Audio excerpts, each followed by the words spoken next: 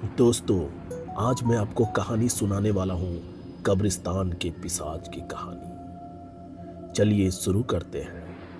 रात के 10 बजे ऑफिस से लौटते वक्त निखिल अपने करीबी दोस्त रॉबर्ट की कब्र पर फूल चढ़ाने कब्रिस्तान पहुंचा।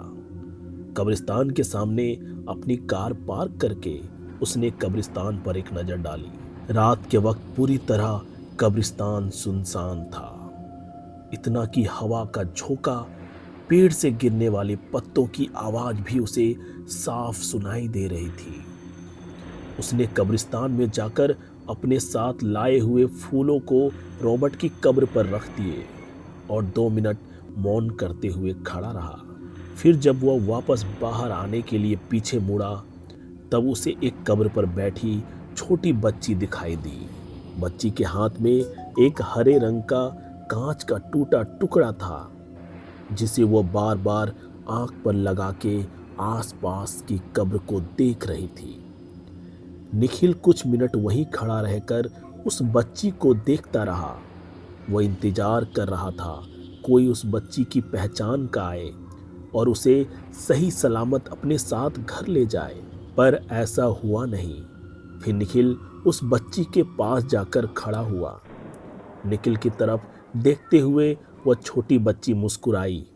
निखिल ने पूछा, अरे छोटी, तुम अकेले यहाँ पर क्या कर रही हो और तुम्हारे माता पिता कहाँ पर हैं? फिर वो बोली, मेरे मम्मी पापा अगले कब्रिस्तान में गए हैं, वो वहाँ पर रहते हैं। वहाँ से कुछ ही दूर एक और कब्रिस्तान था। इसलिए निखिल को लगा कि बच्ची शायद उसी कब्रिस्तान के आसपास कहीं रहती होगी। इसे शायद ठीक से पता याद नहीं होगा। फिर निखिल ने पूछा कि तुम यहाँ अकेली क्यों बैठी हो? तुम्हारे साथ कोई बड़ा नहीं है? बच्ची ने जवाब दिया, मेरे पिताजी मुझे यहाँ छोड़कर गए हैं। निखिल ने सोचा कि कैसा निर्दयी बाप होगा, अपनी बेटी को कोई इस तरह कब्रिस्तान में छोड़कर जाता है भला। निखिल उस छोटी बच्ची से इतनी बातें कर रहा था, पर उसका ध्यान सिर्फ उस कांच के टुकड़े में ही था। वह बस उसमें एक आंख बंद करके इधर उधर देख रही थी। निखिल ने आखिर उस बच्ची से पूछ ही लिया कि तुम कांच में से क्या देख रही हो? उसने जवाब दिया कि इस हरे कांच के टुकड़े में मुझे गायब होने वाले लोग दिखते हैं। बहुत मजा आता है। गायब होने वाले लोग।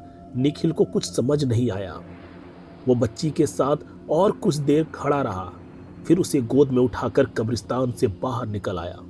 चलते चलते गोद में बैठी उस बच्ची ने अपना नाम त्रिशा बताया। निखिल ने जैसे ही कब्रिस्तान के बाहर कदम रखा, उसे अचानक तेज ठंड के मौसम ने घेर लिया।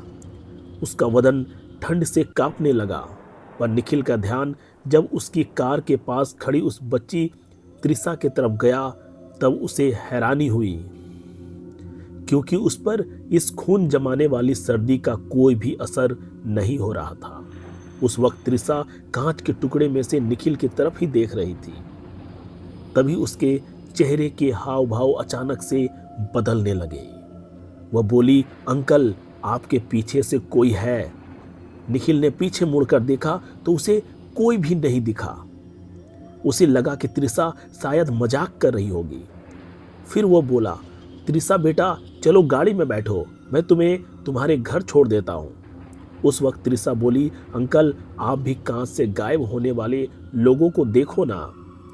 निखिल बोला, मैं बाद में देखूंगा, बस तुम अब कार में बैठो। पर बच्ची ने जिद पकड़ ली कि अभी के अभी देखना होगा।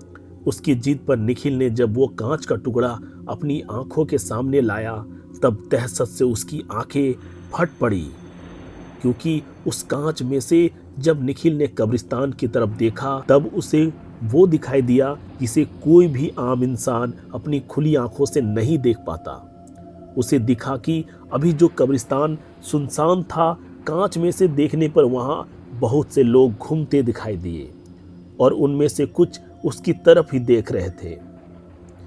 और जब उस कांच के टुकड़े से उसने अपने आसपास नजर डाली, तो 3 बदसूरत जले हुए प्रेत निखिल को घेर के खड़े थे, जो उसकी तरफ देखते हुए अपनी लार टपका रहा था।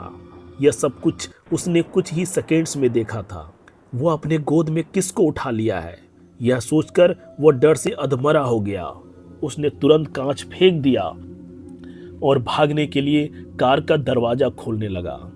तभी उसे खी खी खी खी ऐसी शैतानी हंसी सुनाई दी और अगले ही पल पूरे कब्रिस्तान ने निखिल की दर्द भरी चीख सुनी, क्योंकि वह छोटा पिशाच निखिल के पीठ पर बैठा हुआ था और अपने नुकीले दांत उसने निखिल के गर्दन में 2 इंच अंदर घुसाए हुए थे।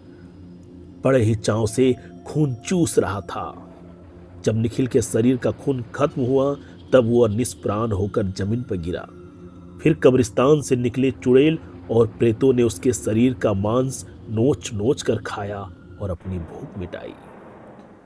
ये रोमांचक कहानी आपको कैसी लगी, एक कमेंट के माध्यम से जरूर बताएं। मिलते हैं इसी तरह की एक और डरावनी कहानी के साथ। Thank you.